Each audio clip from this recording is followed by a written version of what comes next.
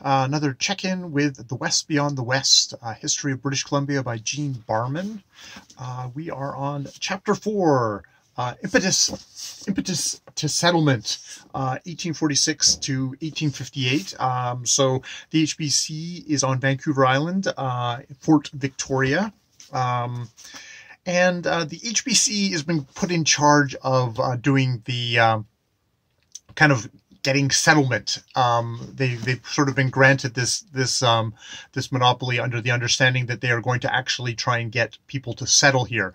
Except they're not really that great at it, probably because there's definitely the implication that actually getting settlers to come here and settle is actually kind of counter to the fur trading business model of the HBC, and also just that, wasn't really being offered on great terms. There's a lot of stuff here of like you're buying land that's like is it twice or 4 times as expensive as what you could get down in the United States, and that you were getting it like sight unseen. Versus in the States, where I believe it's sort of like you can go down, occupy the land, and then get it, and then it's actually even cheaper. So it was not a great not a great thing. And indeed, like for Victoria itself, the majority of people who were actually getting the land were company men, and Victoria was very much a HBC and Puget Sound company company town. Basically, the people who lived there, they either worked for or were retired from those people. There's talk here about kind of like the coal mining that took place. Probably most significantly in Nanaimo, where they were doing stuff that's like about halfway up the island. Yeah, was it? Yeah, in 1852, a new mining center was established at Nanaimo, north of Victoria, which is still one of probably the next major city on Vancouver Island. By 1955, it contained 42 houses and a European population of 150. So those who remained, it's like. Most of the settlement that took place in the mid-1950s was through either the Puget Sound Agricultural Company or the Hudson's Bay Company itself. And the Puget Sound Agricultural Company is sort of an offshoot of the HBC.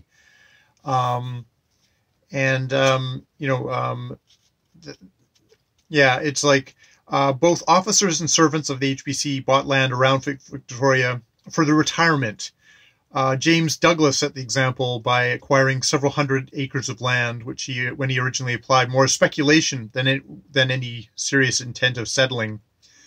And he encouraged his fellow HBC guys to do the same. There is actually an interesting thing here of that Douglas, as the native population of Vancouver Island had distinct ideas of property and land and mutual recognized several exclusive possessory rights in certain districts, they would not fail to regard the occupation of such portions of the colony by white settlers, unless with the full consent of the proprietarial tribes, as national wrongs, and a sense of injury might produce feelings of irritation against the settlers. In other words, Indians possessed proprietary rights that should, in Douglas's view, be extinguished by treaty prior to settlement.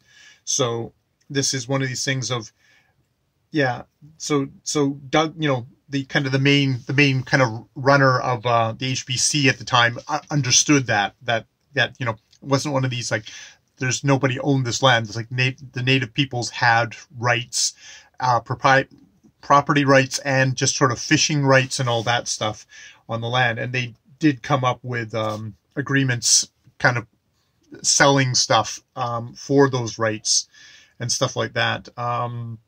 There's a bit of thing here of the kind of the Catholic Church and the was it the Presbyterian, Church of England presence in 1848 by with the Robert Staines, Now, the big thing with this is it really was the HBC, and it's like they control, and the appearance of social exclusivity. Basically, these guys kind of ran the place. We have here the intermarriage creating linkages. That, like, the most prominent Hudson Bay officers at Fort Victoria, William Fraser Tolmie and Roderick Finlayson, Tolmie and Finlayson being major roads in Victoria now, married daughters of retired chief factor John Work and his mixed-blood wife. 2 years later, a young Dr. Helmkin married one of Douglas's daughters. So it all revolved around the HBC, and indeed, when Richard Blanchard, appointed first governor of Vancouver Island, came, he got a good audience of all the people who were kind of on the outside of this, and that as Helmkin put it, the former Douglas had all the authority, but this was the doctor observing Blanchard and Douglas, saying the former had all the authority, but the latter held all the power. Rather than the land grant Blanchard had incorrectly assumed to be his reward for taking the job without pay, the ambitious young lawyer found himself without even a roof over his head, much less an independent populace to govern. It's nothing more than a trading post, or very little more. 9 months later, a disillusioned and disgruntled Blanchard tendered his resignation, carried back with him to England, and likely helped draft the first of several petitions signed by the few island residents not directly dependent on the HBC, deploring its monopoly over economic life. Indeed, what ends up happening is Douglas ends up getting appointed the chief authority of the thing after he succeeds Blanchard as governor, while still being heavily connected to the HBC. Even though I think they actually ask him to. No, actually, I think they don't actually ask him to stand out. So that's basically it was. It was just a tiny little fiefdom of the HBC. But this all changes because 3 years later, in the spring of 1958, there's gold. And suddenly we have a big influx of gold. There have been other gold rushes. This was a pretty minor one in comparison. I think they're talking about that the value of the gold extracted in British Columbia approximated 700,000 in 1958 and averaged 3 million a year over the next decade. The mean in California was about 40 million a year, so that gives you an idea. It was a small gold rush, but significant all the same, because especially at the time they didn't know how big it was going to be, and you ended up having tons and tons of people. And now, unlike in California where you had to have people going all the way across the continent, or coming from Europe to get to California, this was actually fairly immediate because people could come from San Francisco and come up. And indeed, it's hilarious because Victoria, one of its little industries, not operating at the moment, is the cruise ship industry. And hey, the first ships of Americans piling off was in 1858, where you get like 450 passengers in April, 7,149 passengers in June, 6,278 aboard in July, coming from San Francisco. Basically, it was it's basically overall perhaps 30,000 men and women passed through British Columbia in 1858. The proximity of Victoria to San Francisco was it's basically a $15 trip to get across, and so you end up having Victoria's transformed. A tent town went overnight. We have our tent towns now, different kind of tent towns. And the first large merchant house to compete with the Hudson's Bay Company was started by two American black men, Peter Lester and Mifflin Gibbs. So it's and you have you have got Americans, Chinese, Germans, Italians, Jewish people, Spaniards on the streets of Victoria. So really, really transformative. And with all this big influx, we are getting tons and tons of Americans coming through. And now the British really were not interested in the Pacific coast, but with the influx of American miners, that changed. It soon became apparent that the Americans would probably take over if left unimpeded, and so in July 1858, a bill was introduced into the House of Commons to create a mainland colony of New Caledonia, comprised the part of the HBC fur trade monopoly lying west of the Rocky Mountains.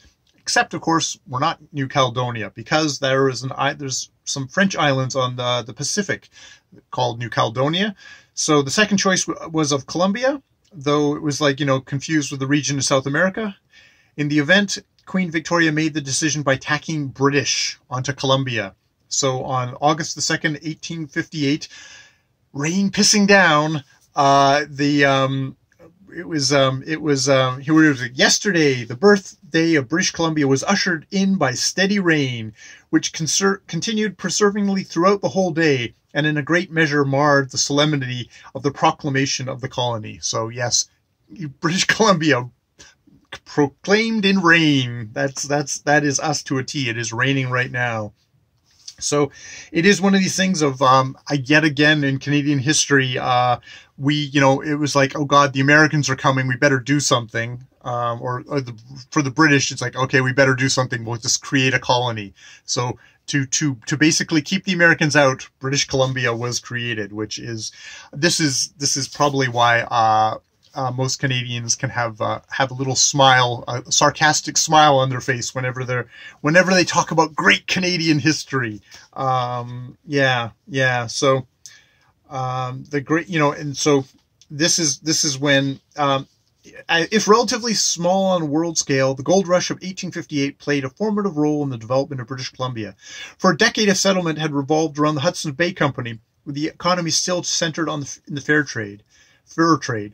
While the Hudson's Bay Company had diversified, none of its other activities were sufficiently remunerative to ensure its continued presence should the trade in furs drastically decline. So if there hadn't been a gold rush, and the fur trade had gone, the history of this province would be a lot different, and probably a lot further, would have taken a lot longer before anything would have happened. So yet, the events of 1858 had changed us all. The non-native population increased greatly, and with the establishment of an independent government, the power of the HBC was eclipsed. Yet had the company not been in place, both as a fur trading enterprise and as a nucleus of settlement, the outcome of the gold rush might have been very different. The transfer of authority from the Hudson's Bay Company ended a distinct phase in British Columbia's history. The British government had finally been compelled by events not of its own making to assume direct responsibility for a territory around which it had dallied, so to speak, for 2/3 of a century. And I mean, there's definitely, on the British side, there's a lot of questionings of okay, you're going to have to pay for yourself. We expect to be remunerated for any, outlays of cash that we, the mother country, give. And, a lot of critics going, is such an area like this going to ever actually produce any amount of sufficient revenue to make it worth the while for the British to be there? So yes, that is our chapter 4. And next we'll go on to chapter 5, distant oversight, 1858 to 1871, which I'm assuming is disinterested bureaucrats in Britain going, yeah, whatever's going on there. Bureaucrats there, and then of course bureaucrats in Ottawa and in our nation's capitals. Well, that is our nation's capital. All right, more videos later.